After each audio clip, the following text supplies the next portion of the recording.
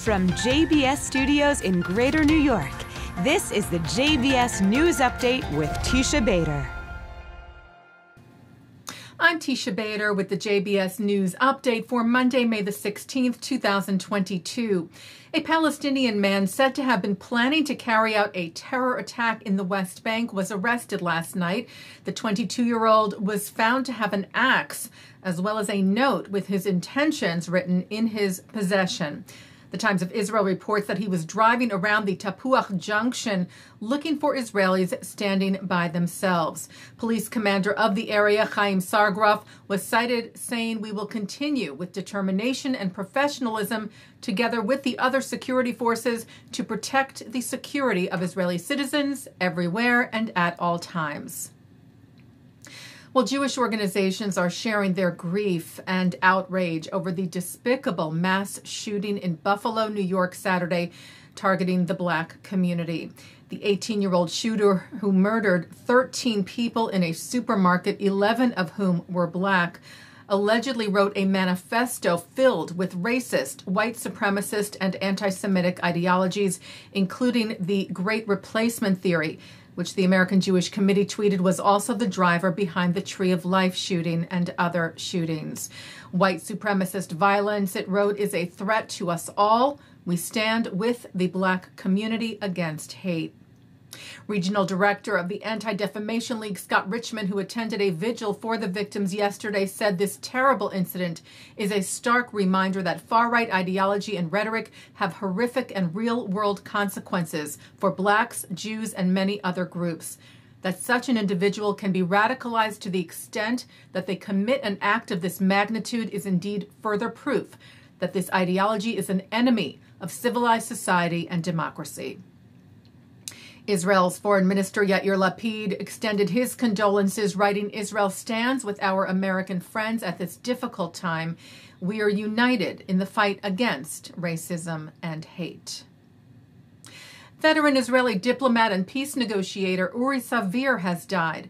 Savir led the foreign ministry in 1993 and led Israel's Oslo negotiations at the time with the Palestinians, as well as later peace talks with Jordan and with Syria.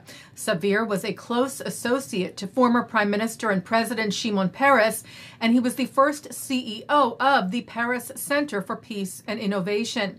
Who wrote of Savir, he dedicated his life to reconciling the peoples of the region. We remember Uri's creativity and utter devotion to the vision of peace. Savir died Friday. He was 69. Israel's health ministry announced that beginning Saturday, May the 21st, travelers flying to Israel, Israeli and non-Israeli, will no longer need to provide a negative COVID test before boarding their flights to the country, and no longer need to test upon arrival in Ben Gurion Airport. Travelers do, however, still need to fill out a health ministry declaration before their flight. Well, Ukraine took home first prize in this year's Eurovision, the international song contest, which took place in Turin, Italy this weekend. Israel was knocked out of the contest on Thursday, failing to advance to the semifinals. Ukraine's Kalush Orchestra beat out 24 competitors with their song Stefania. Lead singer Ole Psyuk, at the end of the performance, urged the public to help his country, with cheers heard from the audience. Ukrainian President Vladimir Zelensky thanked Kalush Orchestra, writing, "Our courage impresses the world. Our music conquers Europe." Taking a look now at our programming for tonight on JBS for Monday, May the 16th at 7 o'clock. Rabbi Daniel Cohen leads an interfaith discussion on religious awakening in times of crisis.